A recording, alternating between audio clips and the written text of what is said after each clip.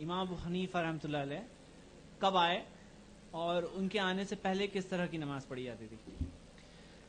امام ابو حنیفہ رحمۃ اللہ علیہ کی پیدائش 80 ہجری کی ہے، ان کا انتقال 150 ہجری میں ہوا۔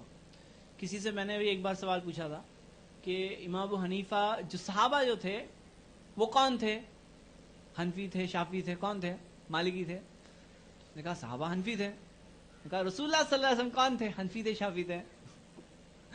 کوئی بہت ہی کم علم والا تھا، اس نے رسول اللہ صلی اللہ علیہ وسلم کے لیے بھی لیا تھا، وہ بھی حنفی ہوں گے۔ اب حنفی کون ہے؟ امام ابو حنیفہ رحمۃ اللہ علیہ ایک بہت بڑے امام ہیں، الحمدللہ ہم علم والوں کو رسپیکٹ کرتے ہیں۔ وہ 80 ہجری میں ان کی پیدائش ہے اور رسول اللہ صلی اللہ علیہ وسلم کے بعد میں ان کے آنے میں کافی وقت ہے۔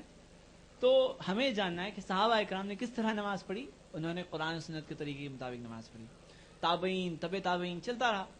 اب یہ جو ائمہ تھے، امام ابو حنیفہ رحمۃ اللہ علیہ، امام شافعی رحمۃ اللہ علیہ، امام مالک، امام احمد بن حنبل رحمۃ اللہ علیہ، یہ سب جو تھے یہ بڑے امام تھے، اپنے ٹائم کے عالم تھے، لیکن انسان تھے۔ انسان ہونے کی وجہ سے ان سے کبھی بھول ہو سکتی ہے، کبھی مسٹیک ہو سکتی ہے۔ دیکھیے اللہ کے رسول صلی اللہ علیہ وسلم سے بھی بھول ہوئی، ہم گناہ نہیں کہیں گے، ہم بھول کہیں گے۔ عبس و تولی، سورہ 80 پڑھیے آپ، آیت نمبر 1 سے 10، کہ نبی کے چہرے پر شکن آ گئی، اللہ نے آیت نازل کر دی۔ سورہ تحریم پڑھیے، سورہ 66 آیت نمبر 1، کہ اے نبی آپ کیوں حرام کرتے ہو وہ جو اللہ نے حلال کیا ہے۔ تو اللہ تعالیٰ نے نبی کو روک دیا کہ جب کبھی بھول ہوئی، اللہ کے رسول صلی اللہ علیہ وسلم سے اللہ نے وحی کے ذریعے نبی صلی اللہ علیہ وسلم کو بتا دیا یہ غلط ہو گیا۔ اللہ تعالیٰ نے کہا انک بِاعیوننا، آپ ہماری نظروں میں ہو۔ لیکن جب امام ابو حنیفہ، امام شافعی، مالک، احمد بن حنبل سے کبھی بھول ہوگی، مسٹیک ہوگی، غلطی ہوگی، تو کیا وحی آئے گی؟ وہی نہیں آئے گی۔ پھر وہ بھول کا کیا ہوگا؟ وہ بھول وہی باقی رہے گی۔ تو ہمیں جاننا ہے کہ اماموں کی بات کوئی اگر سنتا ہے، اگر کسی کے نزدیک کوئی امام کی تحقیق بہت اچھی ہے، ان کی بات وہ مانتا ہے، نو پرابلم۔ لیکن جب کبھی جہاں کہیں پتہ چل گیا کہ اللہ کے رسول صلی اللہ علیہ وسلم نے فلاں چیز کہی ہے اور وہ امام نے یہ بات کہی ہے، تو ہمارے لیے وہ امام کی بات کو چھوڑ دینا لازم ہے۔ دیکھیے اور ایک بات سمجھیے کہ حدیثیں منتشر تھی، اسپریڈ آؤٹ تھی۔ ہو سکتا ہے کوئی حدیث جو آج آپ دیکھ رہے ہیں وہ امام ابو حنیفہ رحمۃ اللہ علیہ تک نہیں پہنچی ہو۔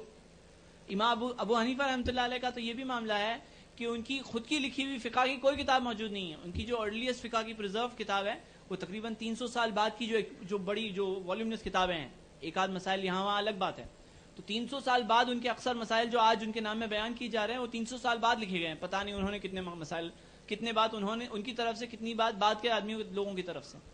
آپ دیکھیے کہ ان کے خود کے اسٹوڈنٹس جو تھے، امام ابو حنیفہ رحمۃ اللہ علیہ کے جو اسٹوڈنٹ ہیں، امام جو دو ٹاپ اسٹوڈنٹ ابو یوسف، امام محمد الشیبانی، اب ان دو اسٹوڈنٹس نے شاہ ولی اللہ محدث دہلوی بتاتے ہیں کہ تقریباً 1/3 مسائل میں امام ابو حنیفہ کے ساتھ اختلاف کیا، کہ امام ابو حنیفہ ایک مسئلہ بیان کر رہے ہیں، وہ دوسرا مسئلہ اختیار کر رہے ہیں، اختلاف کیا۔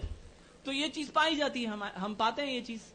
تو یہ جاننا چاہیے کہ انہوں نے کیا چیز سکھائی۔ انہوں نے سکھائی، جیسے ان کا ایک قول جو ابن عابدین اپنی کتاب شرح در مختار، جسے شامی کہتے ہیں، رد المختار، اس میں جو نقل کرتے ہیں، جلد 1 صفحہ نمبر 63، کہ اذا صحل حدیث فہو مذہبی، جب کوئی صحیح حدیث ملے وہ صحیح حدیث میرا مذہب ہے۔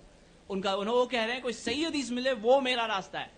تو اگر کوئی صحیح طرح سے اس چیز کو فالو کرنا چاہتے، اصول کی بات تو پہلے ماننا چاہیے۔ دوسری باتیں ماننے سے پہلے اصولی بات جو وہ کہہ رہے ہیں، پرنسپل کی بات تو پہلے ماننی چاہیے، اور ہمیں وہ چیز مان کر وہ چیز کے مطابق کرنا چاہیے۔ قرآن اور صحیح حدیث سے جو چیز ثابت ملتی ہے ہمیں وہ ایکسیپٹ کرنا ہے، اس پہ عمل کرنا ہے۔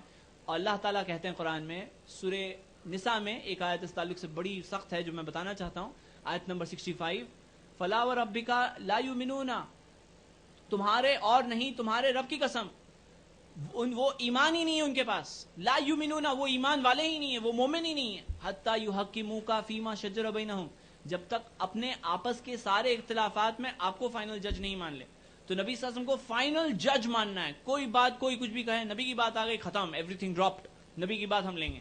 ثم لا یجدوا انفسهم حرجا مما قضیت، اور اپنے نفسوں میں ذرا برابر بھی رکاوٹ نہیں پاتے، ذرا بھی رکاوٹ نہیں پاتے، وَيُسَلِّمُوا تسلیما، لیکن پوری طرح سے اس بات کو قبول کر لیتے ہیں۔ ہمیں یہ بات کو فالو کرنا چاہیے۔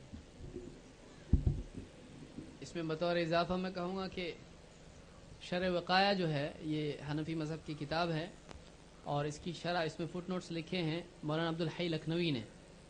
تو جیسا کہ بتایا کہ ابھی 1/3 مسائل میں اختلاف کیا ہے، امام غزالی کے حوالے سے عبدالحی لکھنوی نے کہا ہے کہ 2/3 مسائل میں اختلاف کیا، یعنی 2/3 جس کو ہم کہیں گے 70% مسئلے بنتے ہیں.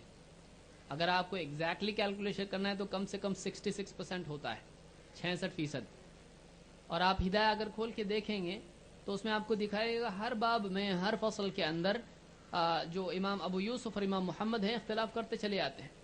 بہت سارے مسائل میں حلال حرام کا اختلاف ہے, امام ابو حنیفہ کا اور امام ابو یوسف اور امام محمد.